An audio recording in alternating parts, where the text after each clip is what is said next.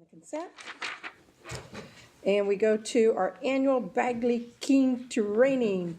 Woohoo! Yeah, there you go, yeah. All right, Brian, you're up. Train us. End of the day, time with your lawyer. I think I would have taken the community service option and picked up litter on the highway rather than this. I have that effect on people when I start talking about the law. I need to find, I have a slide presentation and there it is.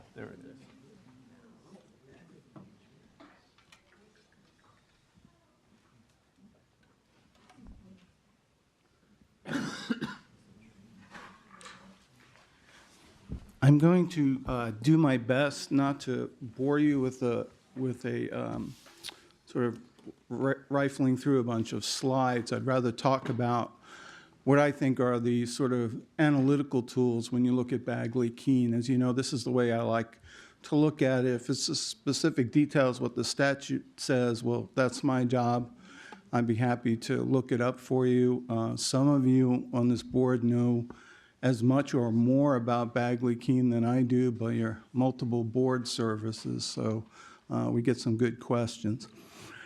So if you've, these questions come up all the time in the context of meetings, so we have a couple of general principles, and without taking too much time, you know, I define it as a meaningful opportunity to participate. The basic principles of Bagley Keen involve the public not giving up their power to participate in their own business. So the business of state agencies or government body, which includes CalSTRS, is the public's business. So it's expected that the public will be informed, will have an opportunity to see what's going on, will have an opportunity to participate, and will have access to the records of what it is that you're doing. And so usually the tension or the instruction on what, you know, what does the public have a right to see comes down to a definition of what's a meeting. And this is where I see the tension growing or the attention growing for media, new types of media, new types of exchanges. What constitutes a meeting? A meeting is, you know, a quorum of the state body. The quorum of the smallest portion of the state body is imputed to the state body. So that's why for us, it's 3 people. So anytime 3 people get together and have a conversation, so first thing is, okay, on our analysis, are there 2 people? If it's 2 people, you can stop. If it's, what are they talking about? Is it the subject matter jurisdiction? They use this legal term, the subject matter jurisdiction of the agency. Is it something that involves the purpose of the agency? For example, is it a discussion among 4 board members about, you know, where we're going to go for drinks after the board meeting? Does that further the purpose? Well, maybe, but not legally. So, and then there are sort of, you know, the air conditioning's too high, please turn it down, or do you think it's too cold in here? I mean, there are those kind of conversations that are not part of the subject matter jurisdiction. Then it is, okay, so if it involves a subject matter jurisdiction, so then the finer piece of that, which then will get you into some of the Twitter and email questions, is, well, what does that mean? That means anything that moves you towards a concurrence. So it would be any conversation that advance or clarify a member's understanding or facilitates an agreement or compromise among members or advances the ultimate resolution of an issue. So that discussion and deliberation has been more finely defined. So it really is any discussion about an item that's within the subject matter jurisdiction of the agency that is before the board, will be before the board, or has been before the board and may be revisited. So it's a very broad application. It says, I started out with conversation, but conversation is, doesn't have to be face-to-face. Conversation is any exchange of ideas or any accumulation of ideas. The real key to it is what's the content. So when we look at email, it's also anywhere and any time. I think that was probably subsumed, but I'm going through my who, what, where, when. It's anywhere, anytime. Doesn't matter. You're always board members. And if you start discussing board items or board business, then you could be subject to Bagley-Keene if there are more than 2 people involved. That 2 people, that rule, when you get to 3 people, you can get to that rule, that critical mass very easily through email. So if there's an exchange of email between 2 board members and someone else is copied, you've got 3 and you've got a potential violation of the open meeting law. If you have one board member sends something to another board member and then that board member forwards it to another board member, you got the magic number of 3. It doesn't have to be reciprocal. So it's a math game. And basically, if there are 3 board members participating in the exchange at any level along the way, then it's a potential violation of the open meeting law. Twitter, which is something that some of you are probably familiar with, it's a little bit beyond my comprehension, but I do understand that it is a way to make a comment and other people can participate or like the comment or comment on the comment. And once again, it's the 3. So if you put something out there in a Twitter account and other board members are reading it and it's part of the subject matter and it is something that advances or clarifies the understanding or facilitates an agreement, that could be a violation of Bagley-Keene. The same with Facebook or a blog, any place where a board member places a bit of information or an opinion or a point of view. If other board members are then participating, you get to the rule of 3 very quickly, and you could have an open meeting violation. And that could be, for example, someone could have post something on CalSTRS Facebook as a board member and say, you know, this particular issue, let's say it's something to do with pension, position on pension reform. To post as a board member, a couple other members post, it may be you are taking a position as a board on a piece of legislation without having an open meeting. So it's very easy to get to that critical mass of 3 people on Facebook. The other, so that's one thing. That's communication in violation of Bagley-Keene. Working hand in hand with that is your Public Records Act. So if you are communicating and it is part of your decision-making process in the subject matter, all of those communications are public documents. So if you're using your own personal email account or if you're using your own telephone, those items are subject to document requests, Public Records Act requests, and they would have to be made available. That brings the issue of texting and instant messaging. Now, this has more to do, this is coming up all across the country. It really has more to do with conduct within the board meeting.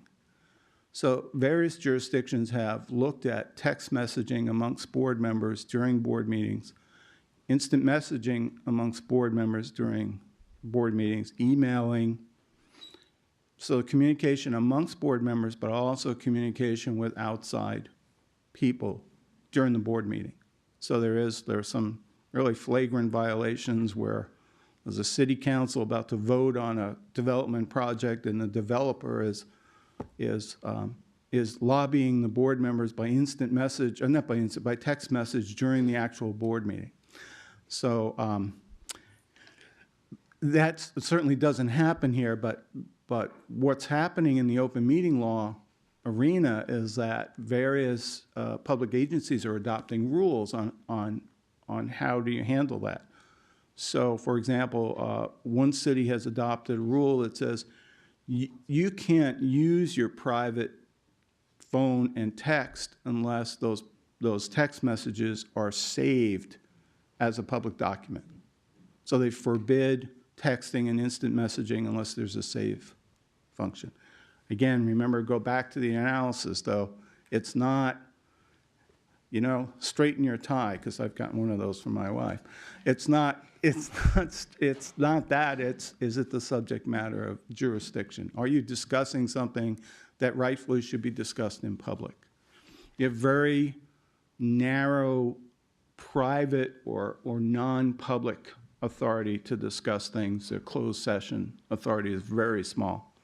And so if it doesn't fit within one of the closed one of the exceptions that allows closed session, which is sort of investment decisions, litigation, pending litigation, personnel issues, those are usually the ones that we use the most, then it is, if it's within the subject matter, then it is open and subject to the Public Records Act and could be a violation.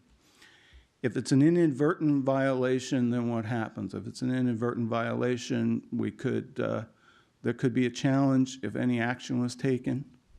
That action could be set aside. There could be an award of attorney's fees for someone having to bring the action. There could be orders issued on future behavior. If it's an intentional violation, when we're talking about misdemeanors, not that that would ever happen here, but it is something to keep in mind. This is an evolving area of the law. We haven't seen, the email has been addressed by the Attorney General in an update to the law. I think it was in 2004. 2001. But the issue of text, instant messaging during board meetings, I would expect to see some legislation on that. We did see something, I think 2 years ago, we had something in Texas that didn't make it out of committee. But we're seeing the municipalities coming up with rules about what happens in board meetings and trying to provide some direction on what board members should be doing. So I think Chris Waddell had the great quote is, the new types of electronic communication offer exciting new ways to violate Bagley-Keene. So they are out there, and we'll continue to try to provide guidance, either with myself or the ethics and compliance officer on those type of things. But at some point we may, perhaps through board governance, perhaps through some other way, we may want to come up with some rules for the game for us. I think right now we're, from what I can tell, the board is very heavily into email, so we have to watch the forwarding, the copying, the CCing, and also there. So that's one, and the other part is if it's serial or by representative. I like to think, so you've got the triangle, so one board member sends it to another board member who then relays it to another board member, so you have sort of the relay version. You have the version by proxy, which is somebody tells, let's say, I'm pick on the CEO, a board member tells the CEO, it's the only chance I get to do this, the board member tells the CEO what they think about a particular issue, and then the CEO tells another board member what that previous board member thinks about an issue.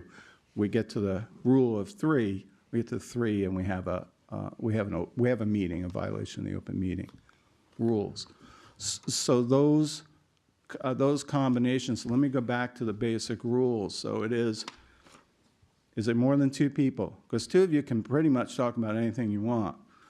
Is it three people? Yes. So you've got a quorum issue, so it counts. Is it the subject matter jurisdiction of the board? Is it something within the mission and purpose of the board? Always happy to answer that question for you, but you probably know that instinctively if it's something that you're involved in. Something on the agenda, that's for sure. Is it something that's entering into the decision-making process? And let's see if I covered all. And is it, and then is the communication something that is, should be a document? Is it, remember that under our Public Records Act request, electronic communication, Public Records Act rather, electronic communication is a document. So if there is an exchange that's an open meeting, then it needs to be saved and retained as a document. So some of the basic principles, it's, of course, the whole Bagley-Keene is designed so when in doubt, it should be open and transparent unless it fits within an exception. Some of the access issues we run across, so we have the 10-day notice.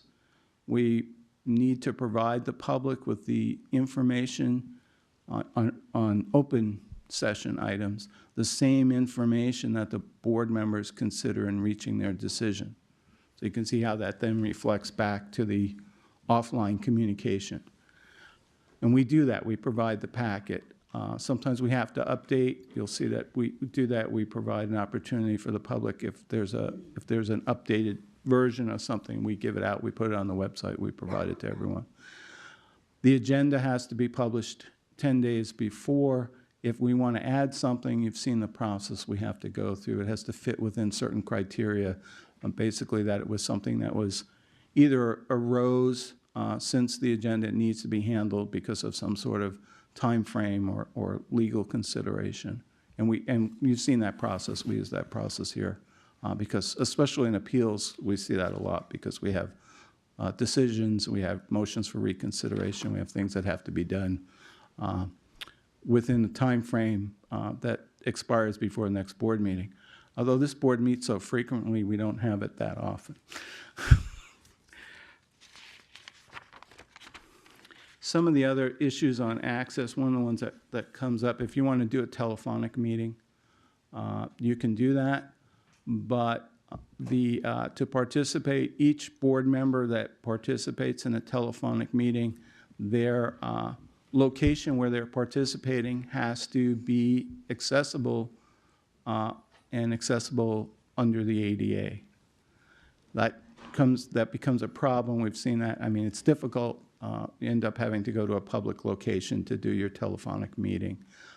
But it is, if a board member is participating, the location they're participating has to be fully accessible. Again, that is to provide a meaningful opportunity. If people don't know where you are, they can't get there to see. They're supposed to not just know. It's not just the sunshine law, it's a participation law. So those are some of the basic principles. I can go back through some of the details. That's what's in the slide, but I thought maybe I'd ask if there are any questions at this point, because usually you guys can spin some really good hypotheticals. I don't have anybody in line. I actually Oh. have one question, sorry. Okay, go Sharon. So what if, so it's about the board members. So if I talk to a staff person who talks to a consultant, who talks to another staff person, gets back to me, we're okay. So it's Yeah. just about the board members. It's just and about it's- the board members, and you know the permutations of that hypothetical is if they're then communicating with other board members, that would be a violation. But that is the function of staff for the board, and that is fully within what you're entitled and should be doing. Hypothetical. So I consult with staff and consultants on email, and then I forward that to one board member. That's okay, as long as I forward just to one board member. But And you make sure that see, you could, forward it to someone else. and that's and I'm glad you raised that, because that's the problem. You have no guarantee that the person you're forwarding that email to is not going to forward it to another person, and therefore it's going to constitute a violation. So you'll see in some of my emails where, I say, please don't forward. There's, usually that's for attorney-client privilege, because we don't want to, inadvertently share it with third parties. But you have the same consideration if you're in an email trail, and if you don't know if someone else is going to forward it, they could even blind copy somebody. So it is kind of a slippery slope. I think that you may want to, there's no guarantee. You do have to have communication. You have to trust people. We talked about a trust relationship. So I think you would, say, please don't forward this, don't violate the rule of 3. So Brian, how would that work? I don't know if I gave you You many. yeah, there you go. You send something to us, and you've copied the whole board because of people wanting, to have the same information go out to all board members. I respond, and I reply all. And another board member responds and replies all. You've already got We're, If the first Your response to all, first response to all is a violation. The so first there, so there will be some information that we won't, Can't respond to it. that we won't, You can there'll respond straight be, to him, but not. yeah, and Not have maybe not all. then there'll be other times that information could go out that doesn't go out to all the board members, just to prevent something like that occurring. You have to, and we certainly would want to engineer the exchange of information so we wouldn't inadvertently violate. Use me as an example, because I try only to communicate with you if it's an attorney-client privilege item, not just a general information item other than the big 3 that we all do. So, but if there's a response to that, if there's an individual response to that, like, I'd like to see more information on this, and staff can comply, and that's not a violation. But if it goes back to staff and 3 board members reply to staff and say, I'd like to see more information on this particular item, you still might not have a violation because it's a request for information. It's not something that's moving you towards a decision-making process. So you have to look at, that's why I said it really depends upon the content of the communication. So I don't know if I answered your question, but anytime you hit reply all, I just don't do it. Really, I just think it's a potential, unless, it's clear we're discussing what's the dress at the barbecue. Something like that. Not that I'm suggesting we have a barbecue, but that wouldn't be a bad idea. I was just gonna say, it's really easy to fall into this. Jack sends us an email with a clip in it, right? And to everybody. I write back to reply all. That looks like an outrage. We ought to do something about that. That's a violation, because I've now just deliberated innocuous. with you all. It's just really easy to fall into violations with casual replies. So you need to, if you want to make a comment to Jack, you've got to send it back just to him, because otherwise, if I hit reply all, it happens on just routine stuff, right? It can happen on just routine stuff. He'll send us a news clip, and you'll want to respond to it, right? And just to follow up on that, just as a legal counsel, one of the most frequent problems that we see in email communication is either somebody hitting reply all when they didn't mean to, or the autofill function on your email. So you think you're sending it to Paul Rosensteel and it's going to Paula somebody because they come up once you type a P, and those are the two most common that we see. So it is really easy to fall in that trap. So it's late, but we're at the Giant baseball game. I watched Saturday afternoon, and Not the Mets? no, No, we gave up on them No. a long time ago. No. Although they're outperforming this year, no expectations, so they're outperforming. So we're at the Giant game, and walk down, sit down with my wife, and there is 2 members of the CalSTRS board. We sit down, we just happen to be sitting close to one another. We go and we start having a conversation about, hey, what? Indemnification. Yeah, right, exactly. Did you delete Jack's email too? Because I just delete when I get.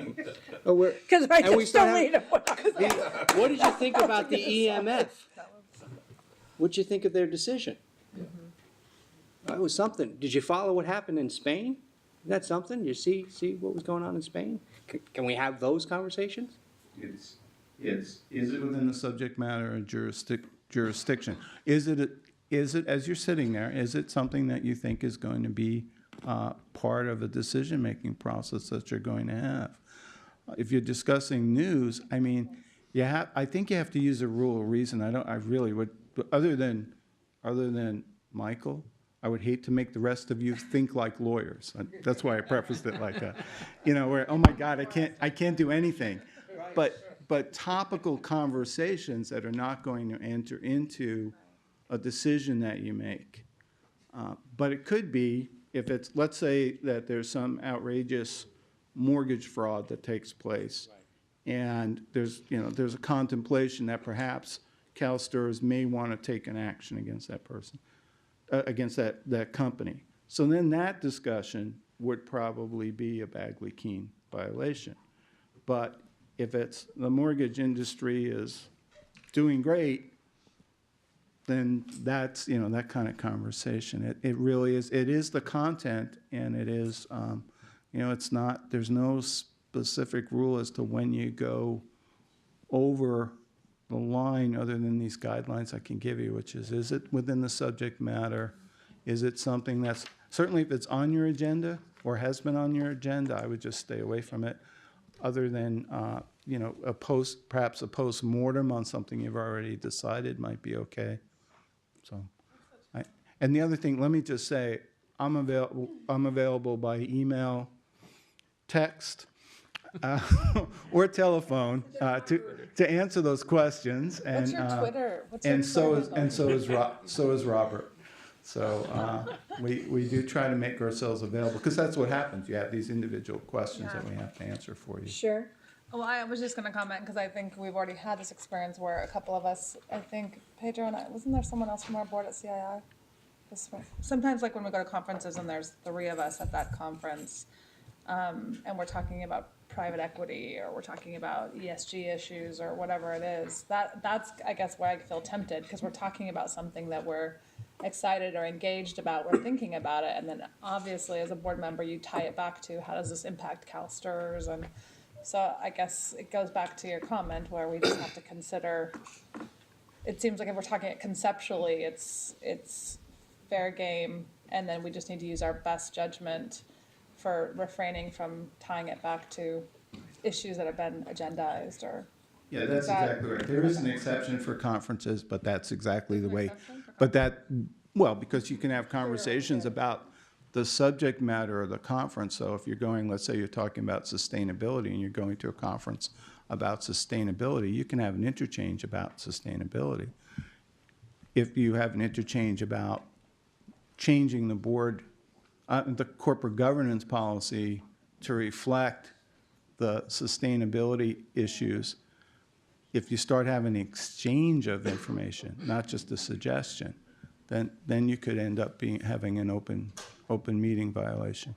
But if you were to say, I think this is something that we should bring up, we should ask Jack to bring up, and everyone says, okay, that's a piece of information, I don't think you would be in violation. It's just if you started moving towards that collective concurrence on a particular issue. And for the record, it was just the 2 of us. It's just the 2 of us. Yeah. That's right. So we were okay. Paul? A couple of questions. So what you're saying, though, is if 3 of us are at a conference and we're at a open session at a conference, we can open our mouths? I mean, because the other 2 will be there and hear us? If I could say that you can't, I would, but I think that there would be much more serious violations. Yeah, you can, and certainly, I think it's an educational opportunity. You're going there to be educated, generally, or to get information. You should be able to discuss that information. You should be able to learn from each other. It is. Or, to talk with everybody. Yes, and talk with everybody, as long as you're not, in that case, it would be, what's the content? What are you talking about? Are you talking about CalSTRS specific decisions, are you using it to, are you using the discussions to move towards a certain decision, a collective concurrence among the members of CalSTRS that are there?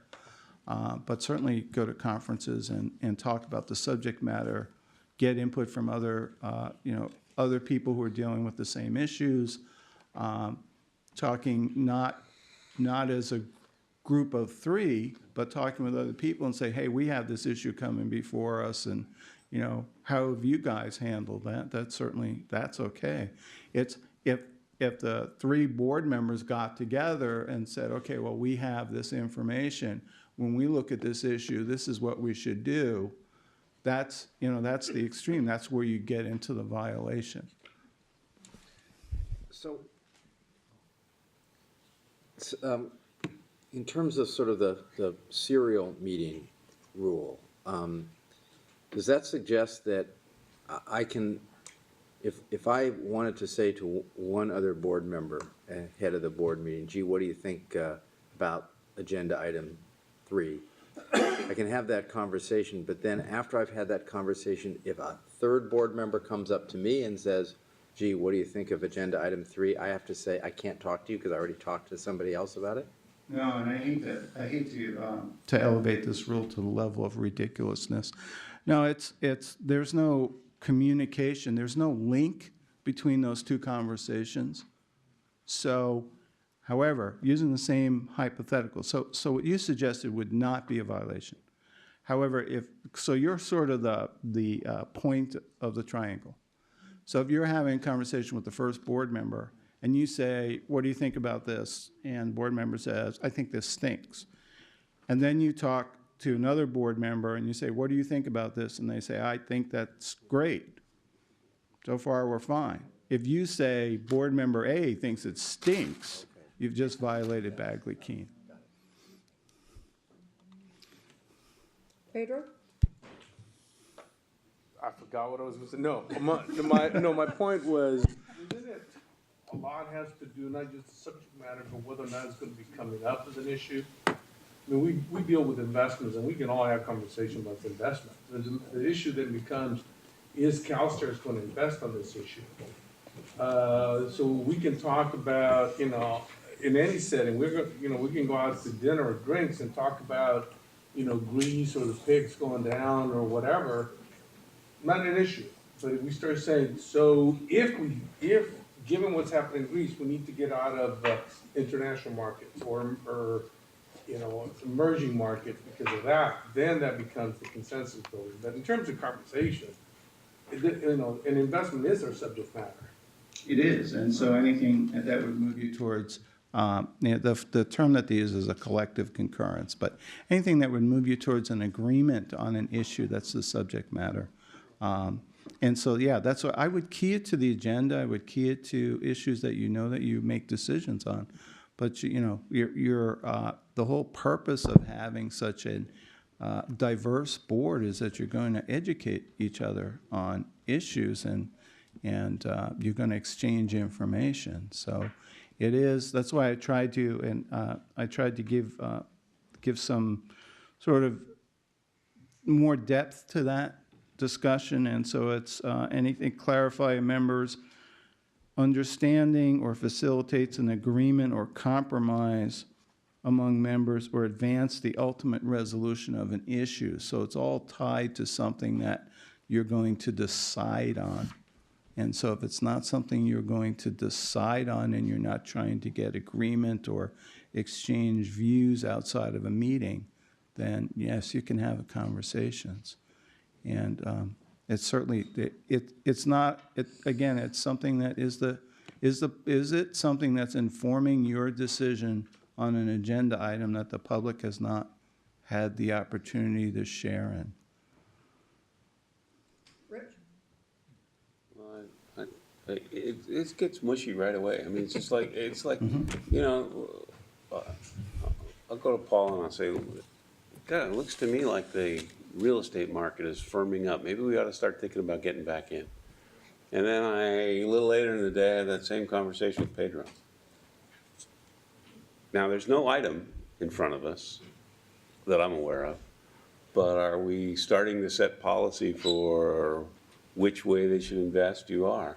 And some of these conversations, you get these serial meetings and really, I decide I want to be chairman. So I go to Pedro and I say, hey, will you support me? And then I go to Michael and say, hey, will you support me? That's a classic example of having a serial meeting in this kind of setting. It's just one of those things you just can't do. It does put the damper on, I have to say, it does, especially if you're, as a lay board in an expert field, it's hard because you want to get some feedback from your colleagues on the board about, I don't really understand this. Can you help me understand what the issue is? And you're precluded to a. Well, we feel the same way, just for staff, and we don't have enough iterations here. If there's a problem here, then we have to come back later with another piece. You give us feedback, we come back later. A conversation is a fluid interaction of iterative steps, and that, you don't solve things this way that well. This weighs on us quite a bit. The rest of your life, you don't solve things that way. Yeah, I think though, Rich, that was a really good example. I think contrasting your example with Paul's example is very instructive because, Paul, remember you were talking to two individual board members about a particular issue.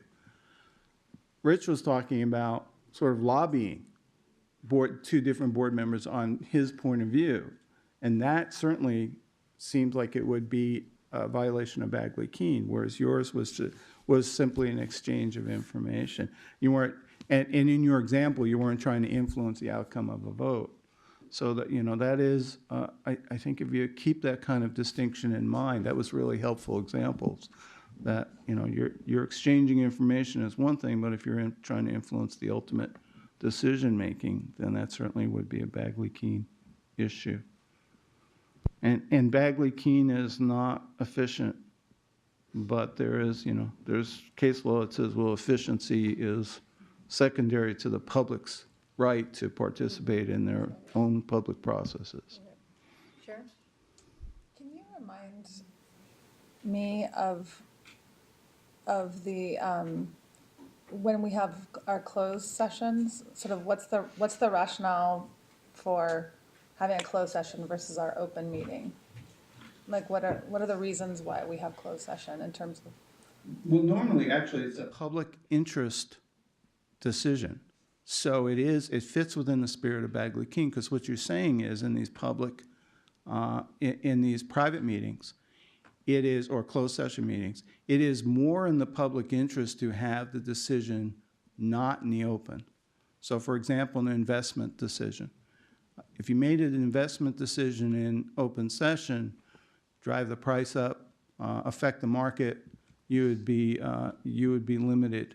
Same thing about litigation. If you were to have a open session item about, we plan on doing this, or we have this settlement, and would you like to offer a counter proposal? That would eliminate our ability to effectively deal in litigation. And it was, since we're a public agency and we have public funds, the teachers' funds, it would damage the public interest. The other exception is the personnel exception, and that is really a question of privacy. And so there is a tension, there's a tension between the public's right to know and the right to privacy. So it's very finely honed in Bagley-Keene to talk about personnel issues and also certain personnel actions that can happen in closed session, but the employee can move it to open session. So if you're doing a personnel action in closed session, because you have the right to do that, sort of a hearing, if you will, or discussion about a personnel, something you're going to take against the person that's there. They have the right to move it to open session because it's their right of privacy. So it's an individual right of privacy. So it's a good question, but the tension really is when the public's interest will actually be better served by not having it in open session. All right, that clears our floor. I find it interesting that we're having this whole conversation about,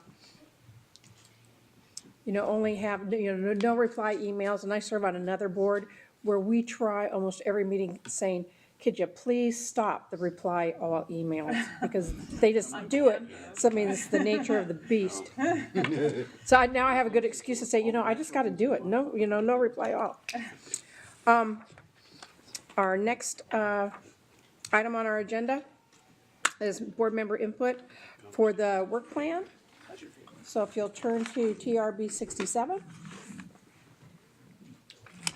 We're on the home stretch. I can just fill in real quick because we made one change from one of the earlier committees. For those of you that weren't in attendance at the Audits and Risk Management Committee, they spent some real discussion time on taking the next steps from your risk workshop on developing a template of the highest risks that we've identified to date and having our risk owners of those develop a template and present that information to you in the board room.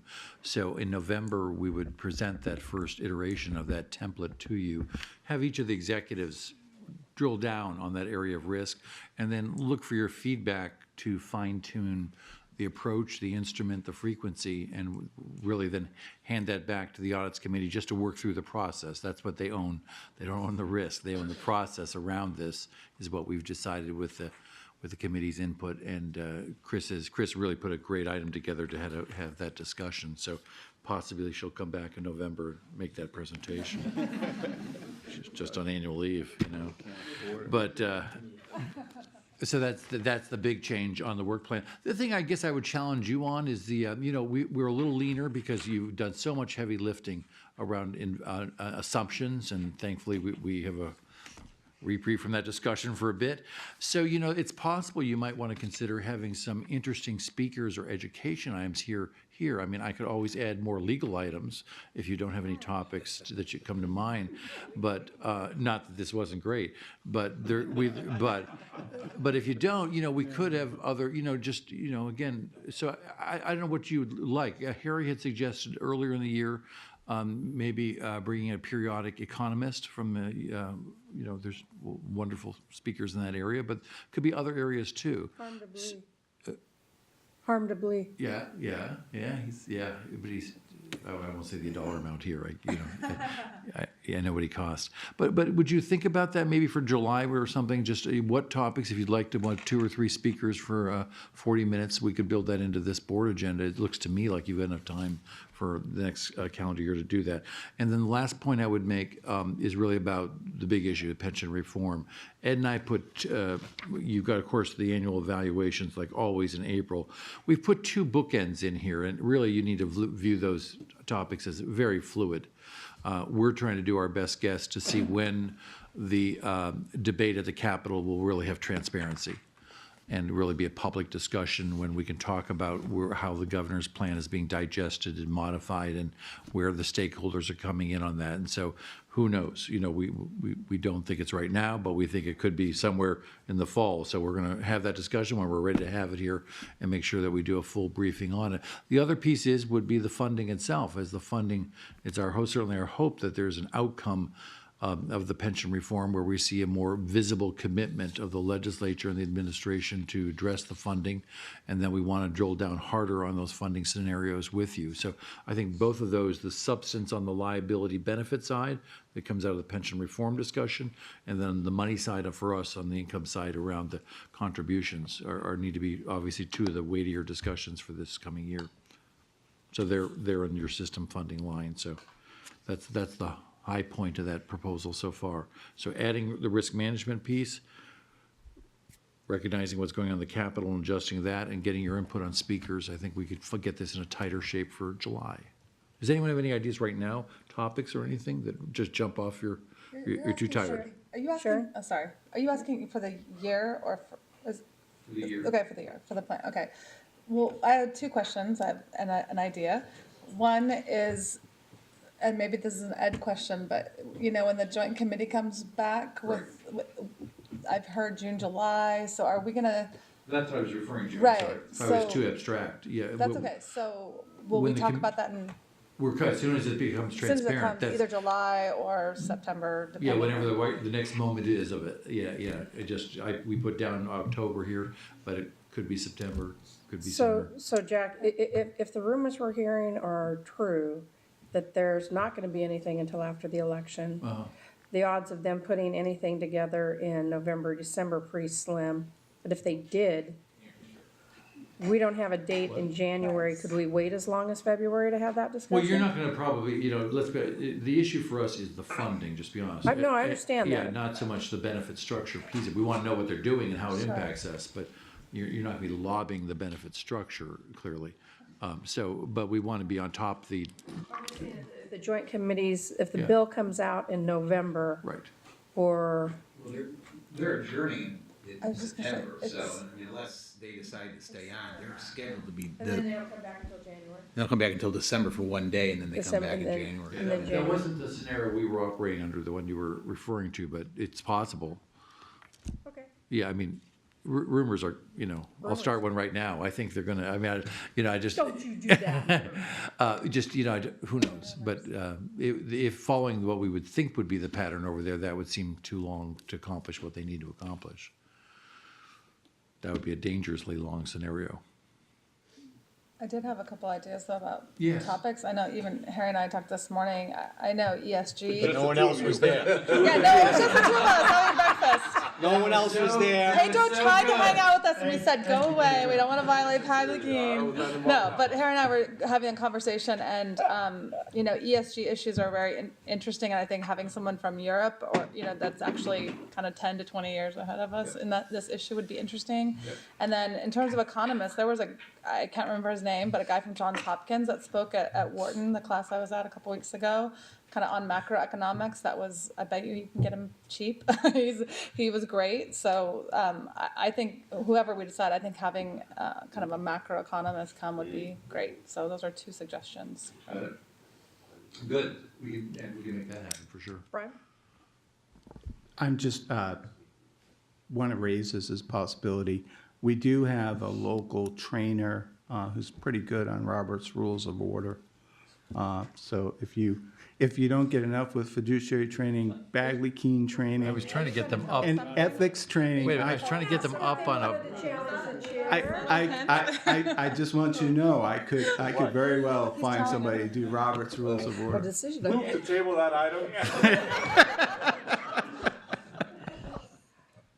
Okay.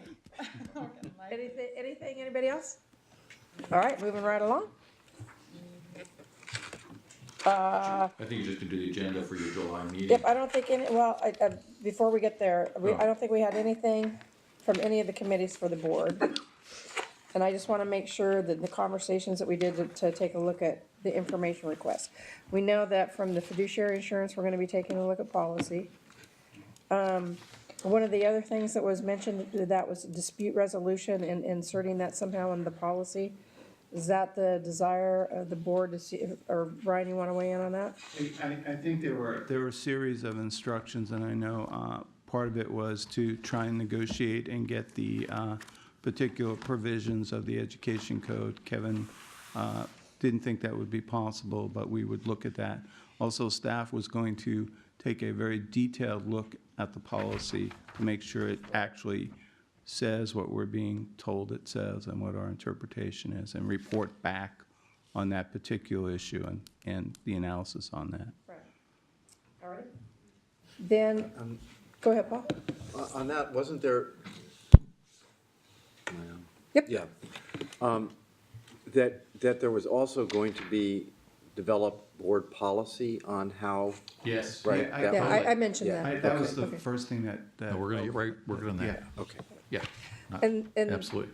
And then within the business renew, we were talking about getting budget updates that reflect cost where we are, and Graham said that they were gonna be doing that, but making that something that was more frequent in the updates that come for us from staff. Right. You got that? Yeah, we're gonna work it in the July agenda right away on part of that business renew presentation. Is there anything else that we asked staff to do this meeting? Anybody else can remember at this late a date? Me neither. Alrighty, so then, going to the draft agenda. So again, this is a totally different format for a meeting than you're used to having, so just gotta make sure I flag that for you. It's not the normal business of the organization. We really have historically started out after the reimbursement issue, which is item 2, we asking the new chairs that were appointed today of each committee to own that agenda, that work plan. Really, you've taken us 90% of the way this time. Normally, we're only 10% of the way, we're developing it there. Yeah, today we actually had real meat on all those agendas, so you're much farther along than I expected. But it is to talk it through and get reaction from people, and then basically, hopefully adopt those work plans for the year. And then the second piece of importance is the business plan and operating budget on items 7 and 8, which is really going through how we're implementing the strategic plan for the year. And then you're gonna have the big item we talked about today on business renew. And you're still feeling good, Peggy, for July? Okay, that's, okay, all right. And So that's a good punchy meeting. So what does, we've already talked about possibly having a legislative committee meeting. Are there any other committees that might be? Yeah, we have, I have to go back to my notes, we have the comp committee, aren't you meeting in July? I thought we decided. Oh, we have to have a conversation, that's right. Yes, so I think we've got I'll go back, but we have 2 or 3 committees. We have the comp committee for sure. Comp, ledge, us, Just a couple. possibly appeals, Just do a you couple, think? yeah, so possibly appeals. So Okay. the format would generally be whatever committees we have to have, we would probably do them in the morning, and then start the board meeting, and then the next day would be your investment committee, and that also is a different format. That's going through The asset investment, class-based work plans. So each of Chris's directors will have a short write-up on each asset class, talking about the market outlook for that asset class, the challenges coming for the year, what they see they're doing, and then that'd be a half to 2/3 of a day, All righty. the second day. Pat, John, Sandy, Phyllis, do you have any comments?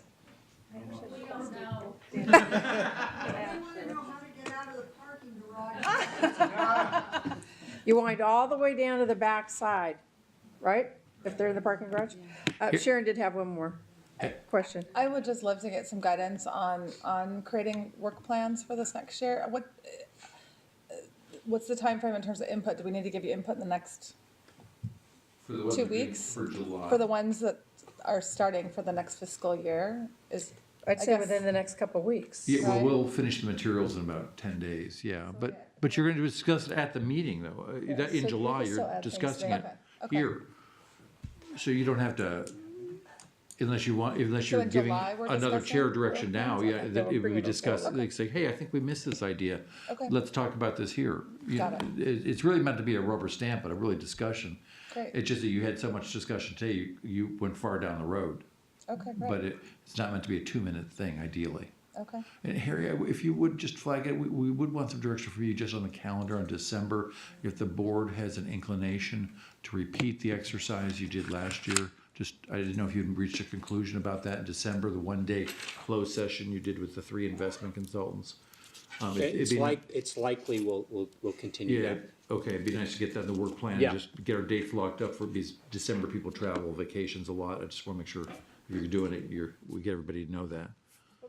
Because that was if you do it, it's such an important meeting for the board, I think all the So- board members are gonna wanna be Yeah, there. so let me just explain for the board members who Yeah. weren't here in December. What the investment committee did was, we had a placeholder, 1-day placeholder meeting in December, which we exercised last year. And the only purpose of that meeting was we decided we wanted to meet with the investment consultants, real estate, private equity, and our general consultant in closed session. And I thought that was a very beneficial use of our time. It clarified what our expectations of those consultants were, and clarified where we thought the relationship was going well and where it needed to be improved upon. I think it's a good use of our time, and we commit a lot of resources and are dependent upon these consultants. So I think we should continue that practice and have that date in December as a placeholder. Could also be helpful depending upon how many new board members. Well, right. We have 3 Right. new and hopefully 3 Absolutely. more. Yeah, you held Thursday, December 6th for that, if you wanted it. The only other reason I would add is, and I think I have this right, you can ask Chris tomorrow, but I believe in 2013, you have contract renewals for real estate and your general investment consultant. So real estate is, I think, in the spring, Jack. Yeah. Like And then the March, others- Oh, April. we'd use one of those off months to do like you did this year, to do a bids like you did for fiduciary council and private equity, Yeah, and then, not during the board day. I think June is the general consult, yeah. Yeah, we just had the PCA contract on a 3-year cycle for some reason, so. So I would say that meeting could be very important to have, good heart to heart and, really get drilled down to think about those two contracts. Okay. Absolutely. Right, anybody else? Still have that. Yeah. Another opportunity for the public? There you go, John. You go, John. Sandy wanted to leave at 6:30, so I think I'll extend the meeting. John Anderson, CTA. No, but I did remember that I've been remiss at the last meeting. I wanted to give thanks to the STRS staff and Jack from going back to February when we discussed the very important issue of the pension buyout companies that were trying to conduct that business, kind of preying on pensioners. And I'm thanking STRS for putting out good information about that immediately after the meetings that we had, the board meetings that we had that day. And we also at CTA State Council went back and put out an education piece about it also. So the word started to get out. And so again, I want to thank STRS for jumping on that and putting out, it was on my STRS, the newsletters and all the media that you put out. So that was great. And I hope that our entities find ways to continue to monitor and educate on that particular issue, because I know that issue is not going away. So we need to be vigilant about that, I think. So again, thanks for that. Thanks, Dana. All righty. Oh, Sandy. Okay, a quick one. I'm sorry. I just want to thank you again for your excellent staff. Michael Lynch attended our second pre-retirement conference. We had another 300. We had more than 350. We actually had to stop them from coming in from security at the door. So that means we've had over 700 people this year. But we don't have that many retiring, so it was a lot younger group.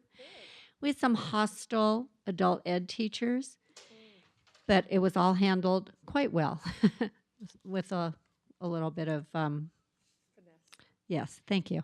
So thank you again for allowing Michael to present to us, and he did a full-time equivalent as well as a full presentation that he usually does.